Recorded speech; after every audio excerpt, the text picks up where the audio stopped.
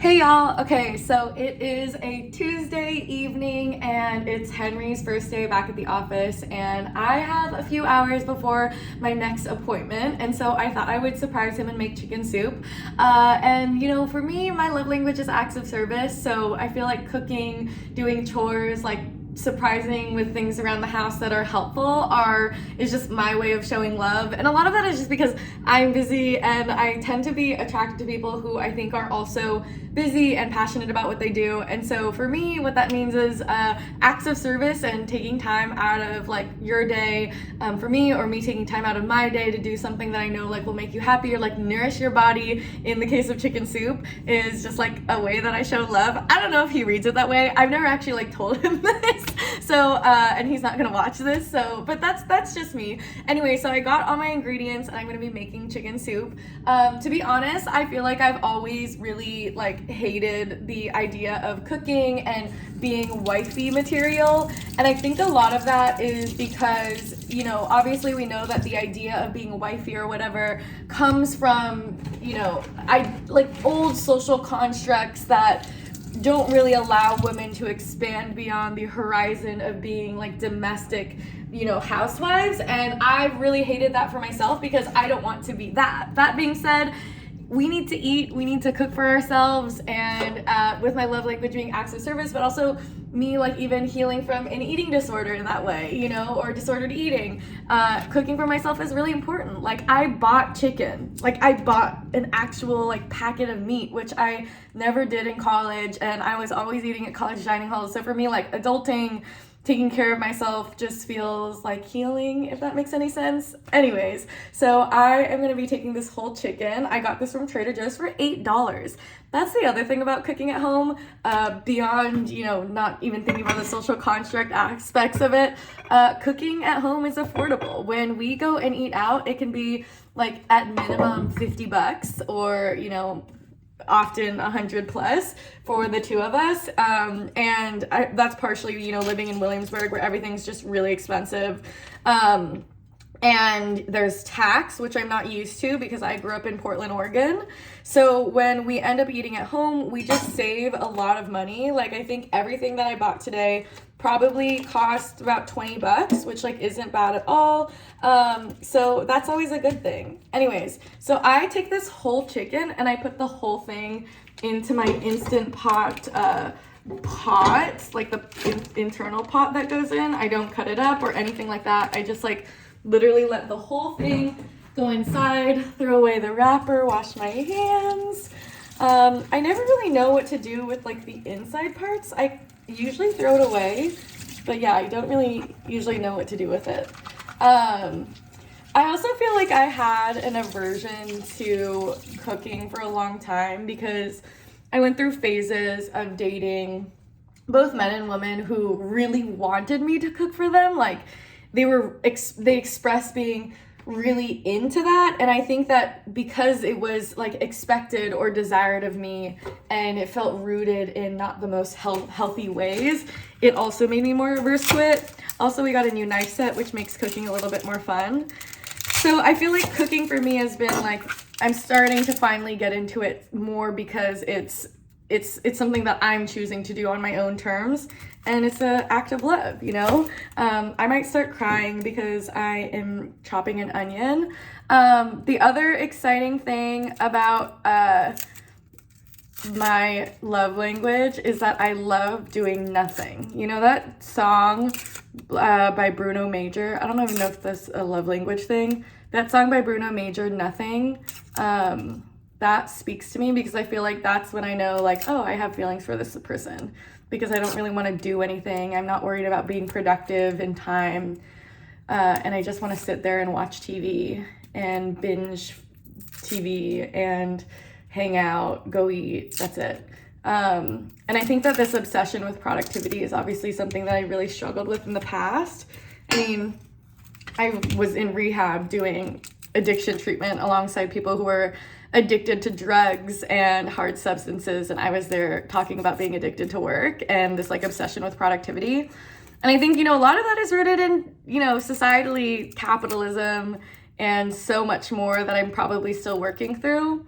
And like even now I notice in myself, it's hard for me to justify spending an hour or so cooking if in my mind I'm like, oh, but is that a waste of time if I could just be eating, you know, rice crackers? And again, that's not a healthy way to think or live, but it's the way I think a lot of how my brain is programmed. And so I think I'm still really working through a lot of that, you know?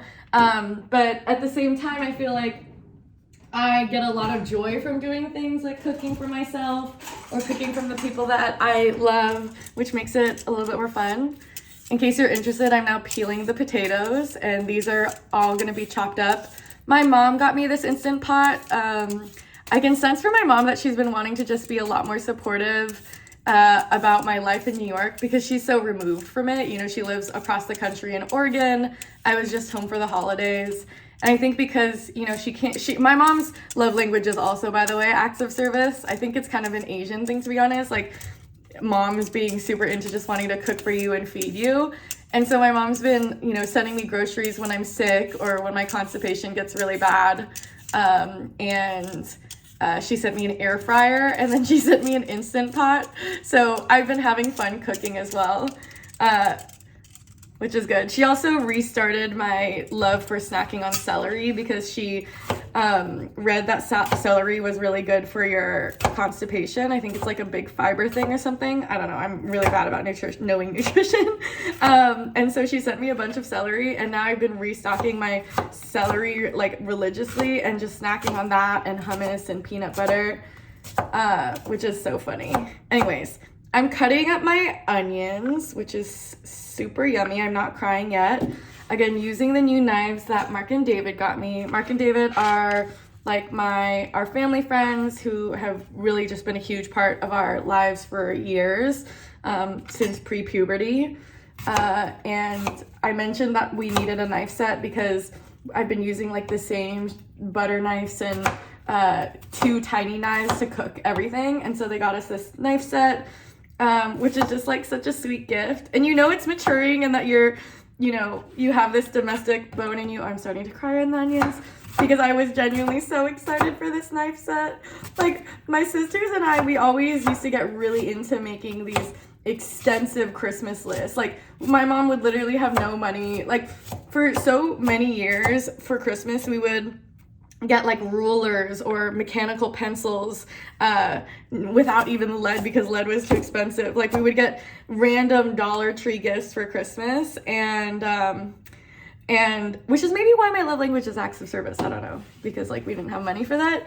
But I forget where I was going. I'm like trying to avoid just crying. But now that we're more stable and financially secure, we've been able to like lean a lot more into Christmas gift giving. And anyways, I thought the knife set was super sweet because it was like something that I had just mentioned in passing with no, expectation that they were going to get us a knife set, but very excited about using it. And it makes a big difference when the knives are actually like a proper size. Who knew, Anyway, so I'm cutting the potatoes. I literally just stack all of this I chop them up kind of randomly. I'm really crying. I chop them up all kind of randomly, and then they all go in the pot. And then I just Instant Pot it for like 25 minutes, and it's good to go. I'm putting in a little bit of ginger as well. I never know if I'm actually supposed to shave it or not, but that's just what we're gonna do. I tried cutting it up once, but then I accidentally ate it, and it was like quite the experience. So I'm actually gonna just chop this in 2 and then put it in. And then just get a few little carrots in there, which will be great. And then I'm gonna stick it in. I really wish that Henry would be down to make TikTok content with me. I sometimes sneak in a lot of content, but he's so camera shy. But of course people on TikTok are like, we want more Henry content because he's so adorable. But alas, I fell in love with someone who's camera shy, but that's okay. It makes him more adorable. Aren't these carrots beautiful? I got them from Trader Joe's. It's dangerous living by so many grocery stores because all I want to do is like buy snacks.